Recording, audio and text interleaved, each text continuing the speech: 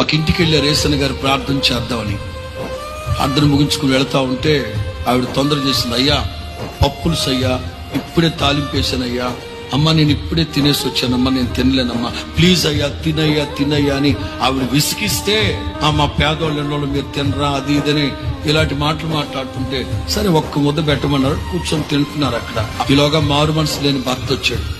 అరే చూడ్డానికి దున్నపోతులాగా ఉన్నావు, 10 ఇంట్లో అడక్క తిని తినకపోతే ఏదైనా పని చేసుకుని బతకచ్చుగా అని వీలేదా? ఆ రోజున ఆలోచనలో పడ్డాడు. ఈ పళ్ళెం ఇక్కడ పెట్టి వదిలి వెళ్ళిపోతే నువ్వేమి సేవకుడు వరా, అంత రోషం వచ్చిందంటారా నీకు అంటాడు అతను.